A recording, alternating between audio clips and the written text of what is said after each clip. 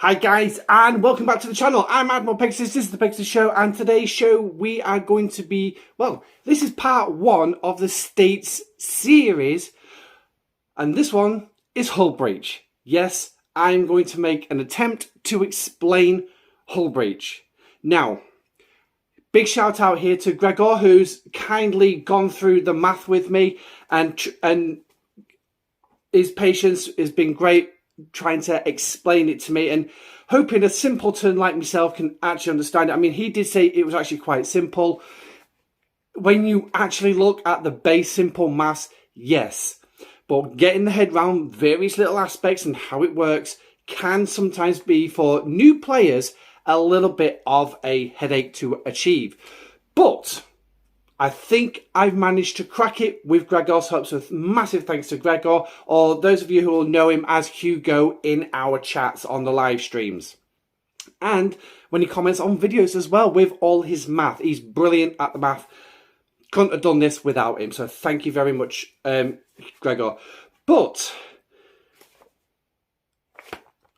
I have also written a lot of stuff out. Yes, I've made sure that I wrote notes on to make sure that I cover everything. So, what is hull breach? Well, put simply, in its simplest terms, is hull breach is a hole in the side of a ship. Literally, that's a hull breach. Well, not an intentional hole like a door or a window. It is actually a hole blown in the side of a ship. So, hole in the ship. Okay, so that's hull breach. But in the aspect of this game, what is it? Well, put simply, in the game, it's basically a background effect to activate certain officers' abilities, like, I believe, cloth here, or increase your critical damage. Yes. Now, we will go into maths a little bit later on. I am going to go, as you can see, I've got the officers up here, all organised by group. We are going to go through the officers that's proc hull breach and give you a quick rundown of whether these are useful or not. Yeah, trust me, there's more nots than there is actually yes. And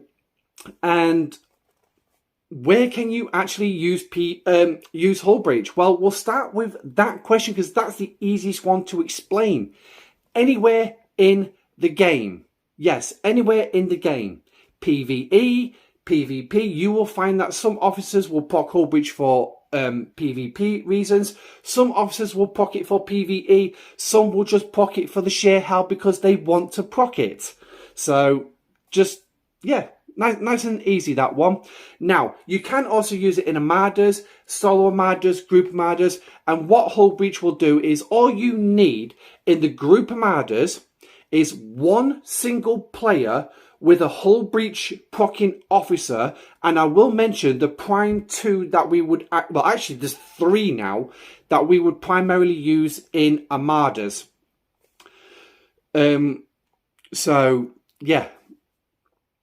But what will happen with that is as soon as that one officer procs the hull breach on your particular ship in a group armada, every single other player in that fleet will get the benefits of the hull breach background effect. And if they have any other officers, just say for instance cloth, if they put cloth on the bridge for no apparent reason, but his officer ability needs hull breach to proc, I think that's the way he works. Because obviously I don't use him. He's just maxed for the sheer hell of it, for my mess hall. But yeah, when it procs, if he's on a bridge of another ship and you're thinking, why have you run that crew? Why is it on there? It's too late for him to go change it. At least he's going to benefit from hull breach. He will benefit from the hull breach off your ship. So that's hull breach working in armadas. When it comes to solo armadas, again, all three ships in that solo armada will actually benefit from that hull breach ability. Now, like I said, there are only a handful of officers which actually proc hull breach, but there's even smaller that will actually, you know, benefit your game immensely. So, moving on. Officers. Which officers proc hull breach? Well, most the experienced players in the game, or those who've been in the game at least 6 months by now, and have got a reasonable to in the 20s or somewhere, you're pretty much going to know what officers you're going to see that proc hull breach.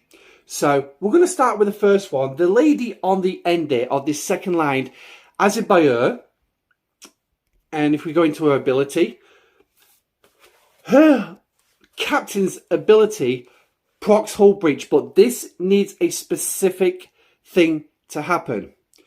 When attacking the enemy, so this can be PvP or PvE, armadas, or even those gold hostiles, with a kinetic weapon. So now we're specializing on specific ships that you need to have her on. She has a 20% chance of causing hull breach for 2 rounds on the opponent's ship. So if you have a ship with multiple weapons, each weapon will have that 20% chance to proc hull breach. So let's just take the D4, for example, or the D3. What have they got? Pure kinetics. They're not energy, they are pure kinetics. 2 on one side, 2 on the other. So each round, you've got a 20% chance on that round. Go to round 2, you've got a 20% chance on that round. And it will work like that all the way through the fight, providing that weapon actually hits the enemy, which in this game, the weapon always hits. Now, if the kinetic weapon has more than one shot, which is usually a given on half the kinetic weapons, this is only one, that's it. It'll only trigger the once. So which means the first shot will trigger it. That is it. The second shot off that one particular weapon won't do anything. So just bear that in mind. Now, is she one that you're probably ideally going to use? Well, really, no, because it's just pretty much, as far as I'm aware, the first 2 rounds of combat. So, I mean, there's a chance it will actually work through and it will continue on. But obviously, I've never ran Azerbaijan as a captain. I've run it on the ships with her dad, but not as a captain. So I can't really say for sure. Obviously, if you want to correct me on where she stands in hull breach, then please drop it in the comment section down below, along with any other comments that you'll have based on any information from this video. So, moving on to the next officer. The primary one most of us know. Gorkon. Yes, Gorkon. Now, it's not his captain's ability that you want to be looking at. Although his captain's ability is nice, increasing critical chance by 10% for the first 2 rounds, that means you've got a good chance of getting a critical, well, a slightly better chance of getting a critical hit in the first round. In all honesty, I probably wouldn't recommend using him on the bridge as a captain. Like I said, good, but yeah, synergy will obviously make that a bit better. But yeah, this is where Gorkon is primarily best for. It's his officer's ability. When your ship is hit, so hits an opponent with a critical hit, so you've got to do that critical hit, Gorkon has a 90% chance to cause hull breach. Now, it's not going to start at the beginning of the round. We do have an officer that does that, and please don't put a comment on which officer that is, because I am going to mention that officer, so don't worry too much. But it's not going to happen it's not going to be the start of any round. It's every time you actually deal a critical hit. So, having somebody to increase your critical chance on the bridge with him is going to be your best friend at this one. Yeah, they're going to be your best friend, and you've got that chance. If you can get that critical hit, let's say like PvP, you put Honor Guard Worf on the bridge with him. Honor Guard Worf my Honor Guard Worf is tier 3, has a 60% chance of doing critical hit. It'll increase it by 60%. So instead of a ship having 12%, I'll now have 72% chance of a critical hit. So that's more chance of me dealing that critical damage in the first round and doing that critical hit, which is going to proc Gorkon. So just bear that in mind. Now, obviously, this does work for 3 rounds. So once you do that critical hit, because critical hits are not guaranteed every single round, and I will just stress that, critical hits are not guaranteed every round. The only way you can guarantee a critical hit every round is if you have a critical hit chance of 100%. That is it. If you've got a 100% chance, you're guaranteed 100 every single round. 99% or lower, you're not guaranteed it, because there's always potentially going to be that one round you're not going to do that critical shot, or at least one particular weapon's not going to do that critical shot. So just bear that in mind. So like I say, Gorkin, he's one of your best ones. No question, he's up there at the best. He's not number 1. I will stress that. He is not number 1 unless the other officer I will mention a little bit later is not of a higher tier.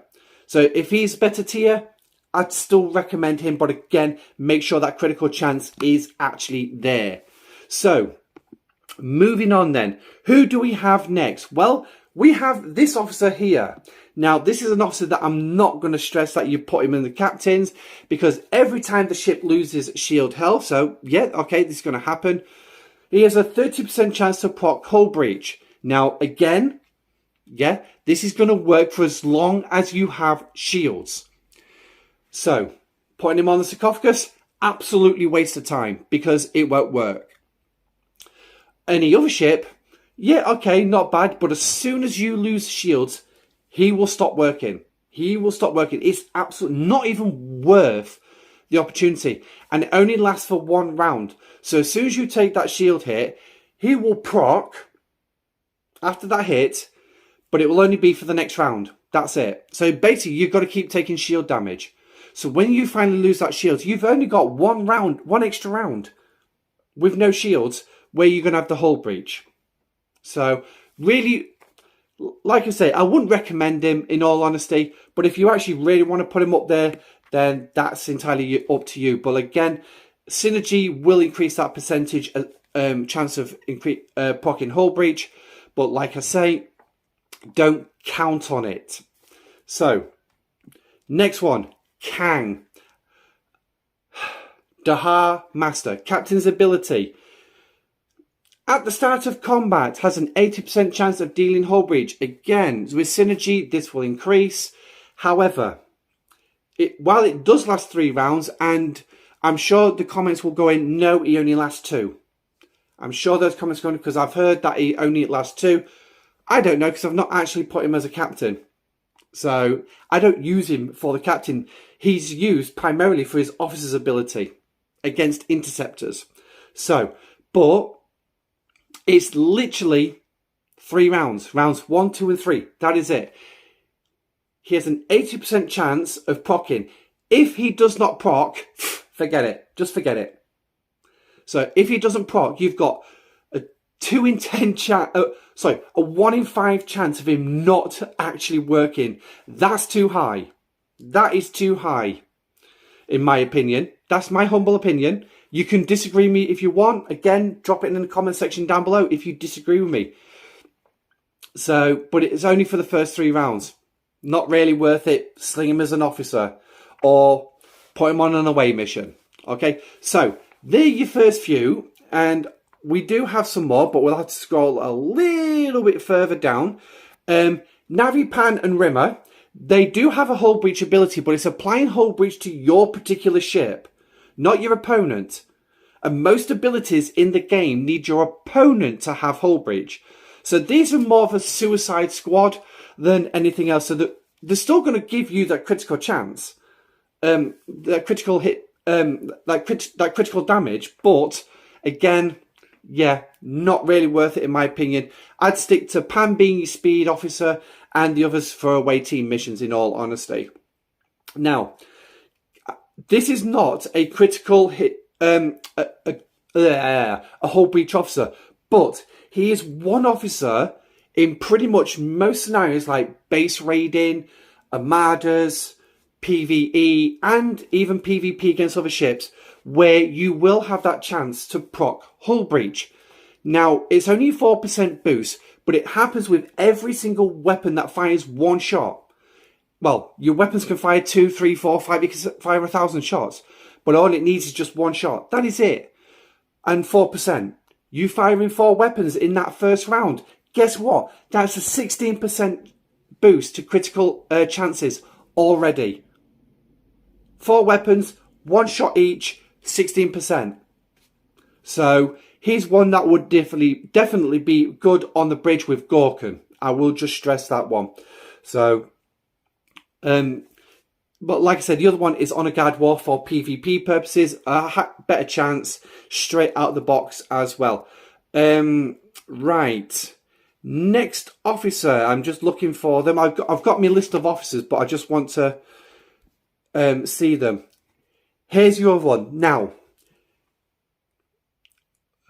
depends on where you sit on this one. First officer or second officer, whichever, for procking hull breach. Now, we do have this captain's ability, which increases your weapons damage for that particular round. But he needs hull breach to proc it. And it is against players only. So this is a PvP card in that particular aspect, in the captain's seat. So, yeah, if you're not doing PvP, you're doing Armadas, you're doing gold, you're doing reds, don't put him in the captain's seat. Put him in the officer seat, because this is where it happens. And this is why I say, depending on his particular level, and Gorkon's will depend on which one is the best officer to use for procking hull breach. At the beginning of each round, so every single round this will happen, he has a 70% chance of procking hull breach. Now, yes, that still leaves 30% that he won't proc, but it's the beginning of every single round. And this is what makes him better than Gorkon. Now, yes, he only lasts 2 rounds, but that's fine. 70% chance. Yes, there is that chance. You're going to go 2, maybe 3 rounds. He's not procced. There is that chance. I will not dismiss that chance. There is that chance of it happening. But 70% is still pretty damn good. I mean, for me, when I actually get up to tier 4, it's going to go up to 75%. Okay, not bad. Still a 1 in 4 chance of him actually procking. But again, Lorca is going to be, in all honesty, most players will argue he's the best one for procking hull breach. But again, I would say he needs to be at least tier 3 or higher for that. Or if your Gorkon is better, use Gorkon. A minute, my Gorkon is better, but Gorkon is reliant on that critical hit. Lorca's not. So, but there you go. So that's Lorca. Next up, we will have where we got? So we've got Honor Guard Wharf. So just, I've already shown cards, so just quickly show Honor Guard Wharf for the PvP side of things for Gorkon. This is the one you're looking at.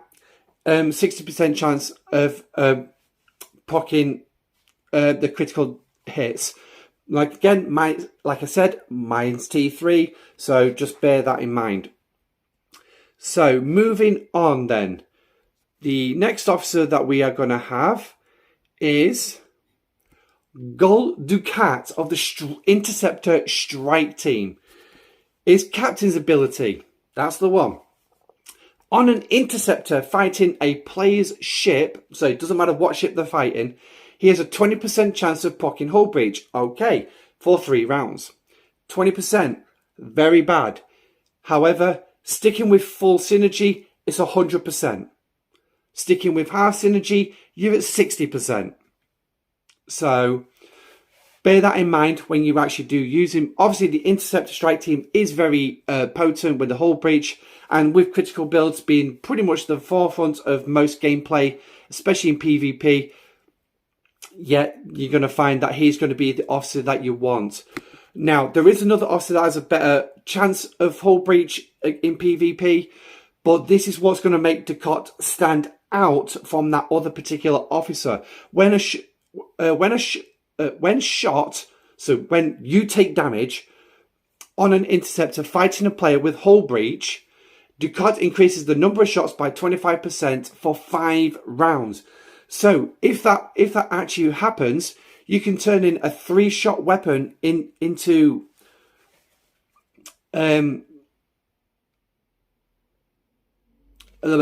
sorry, let's make the maths easy on this one. So I just had to reread that one. Take a 4-shot weapon and make it a 5-shot weapon. But again, hull breach needs to proc. But that's what makes him better than the next, well, not the next, in fact, yes, the next officer, which is Pick Wharf. Again, another PvP card.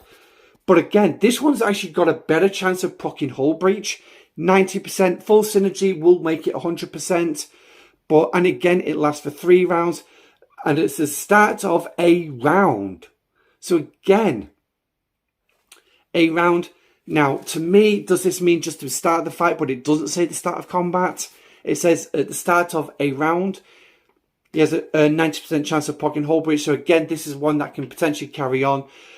What can distinguish him from Ducat is this particular ability. So when Ducat's up against on those Talioses or other interceptors, you can pretty much put him on with the other interceptor crew.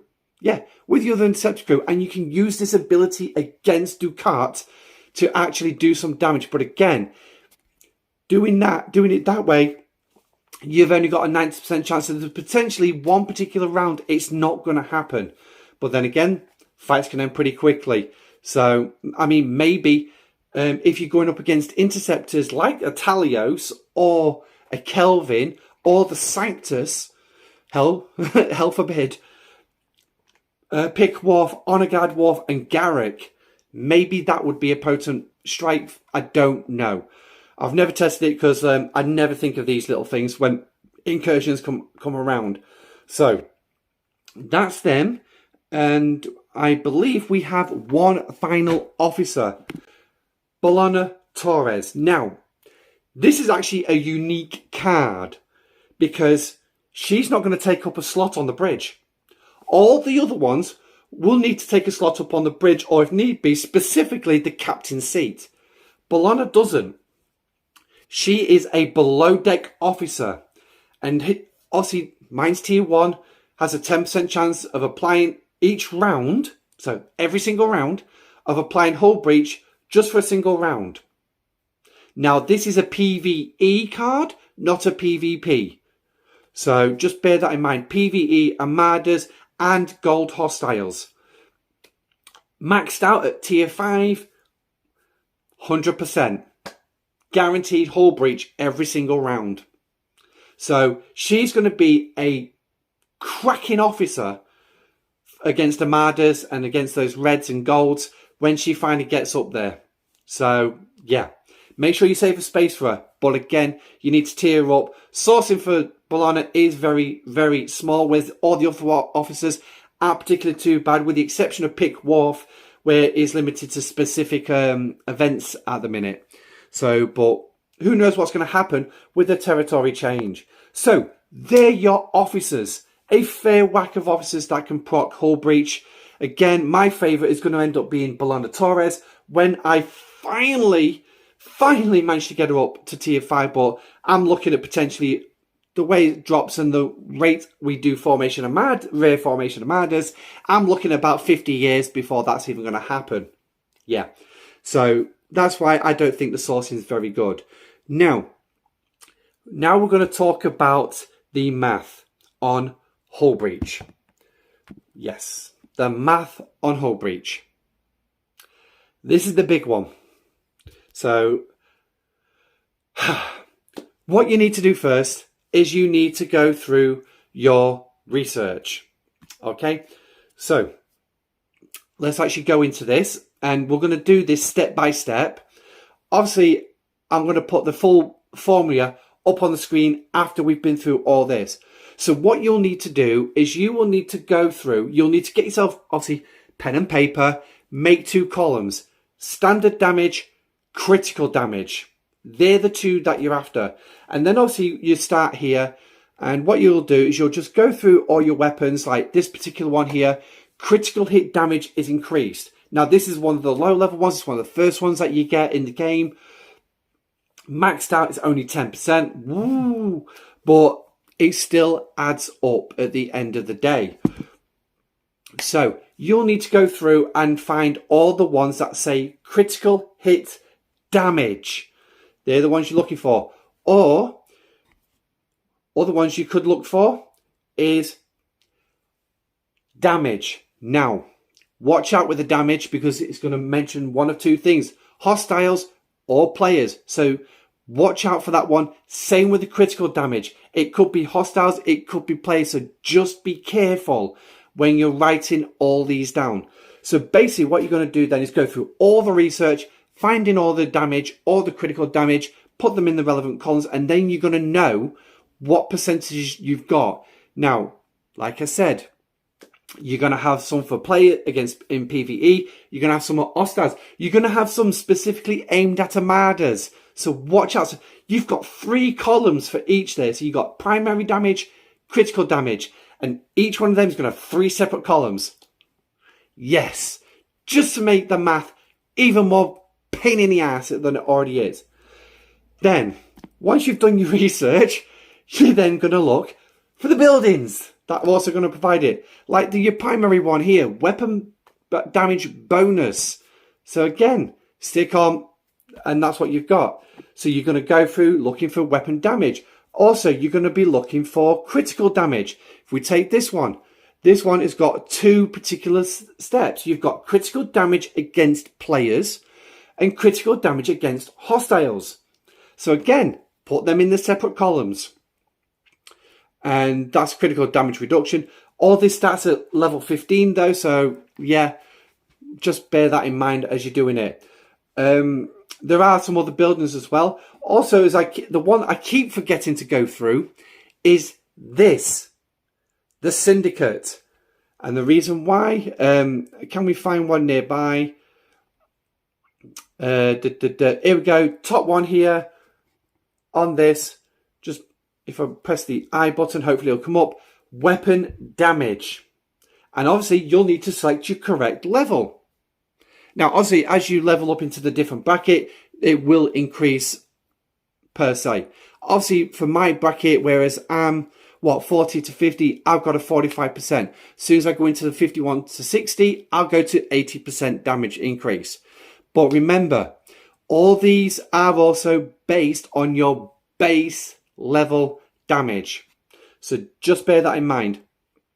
So, critical damage, so standard damage, critical damage, you got it all. Now do the officers. Yes, find the officers on your particular ship. Yes, your particular ship. Now we're going to call up this Meridian here because it's only got the one weapon. So, all the officers on this Meridian, whether they're damage, whether they're critical damage, okay, doesn't matter which one. That's it. If you got below deck, so you got, what is it? Mariner below deck increases weapon damage. So again, that's standard weapon damage. She's below deck. Make sure she's added in that column.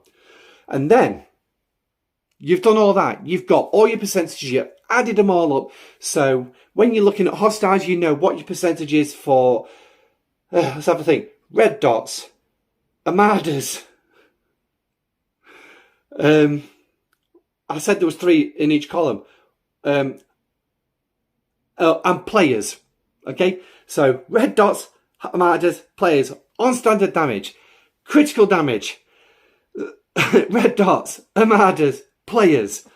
So you know your percentages for all 3 set. Now, if you really don't want to do that, then I will say Spock's Club. Yeah, Spock's Club. Pop over there and have a look. Okay, so now we moved into the math section. Now, I do apologise. When I had the Meridian up, I noticed something rather odd while recording. And I'm actually going to show you it here because this is going to make the big difference in your calculations. Now, you can see over the far side, we've got critical damage of 276.7%. Okay, so yeah, ignore it. Completely ignore it. And the reason I'm going to ignore it, and it was Gregor who actually pointed this out to me. If we take a look at this obliterator weapon on the auger, you can see it's actually got a critical chance of 3% and a critical damage of 110%. Okay, that don't make any sense.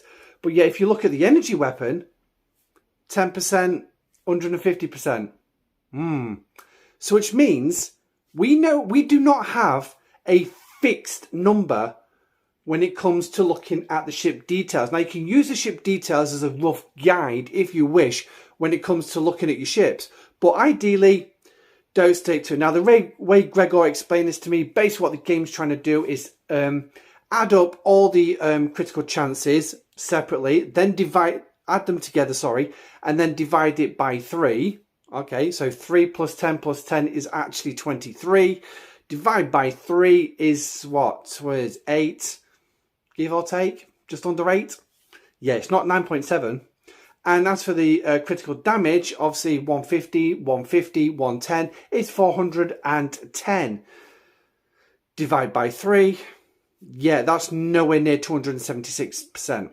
So if you're going to work out your critical damage for your hull breach, yeah, stick to your actual individual weapons. Now, while I'm doing this formula, I am going to say I am not going to use, and if I can just get that score, I am not going to use anything off here, but we can use it as a simple idea on what we're doing. So, the formula. First of all, we have to start with base damage. How do you calculate base damage? Well, if you check out my energy weapon video, you'll soon know. But what you do is you're going to take your minimum damage and you're going to take your maximum damage and you are going to add them together. Then you're going to divide them by 2. So in this case, 24,205 is around about 12,100. Okay, so that's what this weapon is going to kick out as a base on average. Remember, average. And I'm going to use an average as the base when it comes to doing the maths for hull breach. So now 12,000. Okay, yeah. For some of the examples I'm going to use, that's not exactly a round enough figure for me. So I'll tell you what, we're going to give this auger a boost and we're going to say its average damage is 50,000. Okay, 50,000. So what we're going to do now is going to move to outer space, big area where we can actually put the formula up on screen on how to calculate your critical damage and including hull breach. Okay, so here we are in space. So what we're going to do is we're going to work out the formula here on the screen so you can actually see it. So first of all, we're going to take our average damage of 50,000. There is where we start. Now, you take all those researches, all those buildings, all those officers, all those territories. Yes, do not forget your territories. If you've got specific services aimed at anything specific, like the Armada Control or something like, was it Armada Control or something like that? Because I know our alliance has got that one. So you're going to add all them together and that's going to give you a boost. Now, I'm not going to split them into the individual columns for the sake of argument. We're just going to do it as a general figure. So we're going to start off with 300%. That is what everything comes to for my standard damage. Yes, my standard damage. So we're going to take 100. So we're going to take the 50,000. We're going to plus 300%. Which is basically 150,000. So there we go, we've got 150,000 to start with. So now we move on to the critical. Again, you're going to take all those researches, all those buildings, officers, territories, syndicate, you name it. If you found it, it goes in there. And we're going to say for this one, it's going to make 600%. Okay, 600%. Okay, now, whoa, stop. Don't do anything else because you've got your critical damage. But the one thing is you've got an officer that procs hull breach. So he's just procced hull breach. So what you're going to do, you're going to take that critical damage percentage and you're going to times it by 1.5. Yes, 1.5. So that's now going to take your 600% up to 900%. Yeah, 900%. Your standard damage has now come out at 150,000. So now you're going to do 150,000 plus 900%, or in actual fact, times 9. Yes, times 9. And what you're going to come out with in total for that one, let me just confirm my figures. 1.35 million damage. And that's it. That's it. It's literally that simple. Average damage times your bonuses gives you your standard damage. add all your critical bonuses together, times it by hull breach, boom, add it to your standard damage. That's what, so multiply by your standard damage, and that's going to give you your total damage for hull breach. So I hope that has simplified hull breach for you. Trust me, it was a headache just making this video. Literally a headache. 24 attempts to make this video since December. Yeah, because I could just not get my head around it until I finally sat down with Gregor. But anyway, that's it for today's show. Part 2 will either be burning, morale, or assimilate. Assimilate is probably going to be one of the hardest ones to do because it's just a pure PvP. But watch out for those videos dropping. They are pretty much going to be dropping around soon. I'm also going to be redoing the OPC video as well, so I'm working on that as well. But until then, this is the Pegasus Show. I'm your host, Admiral Pegasus. Thank you for joining me. Don't forget to smash the like button and also subscribe to the channel if you have not. If you would like to donate to the channel as well, there are links in the description down below. Until then, thank you for joining me. Stay safe, live long and prosper. Goodbye.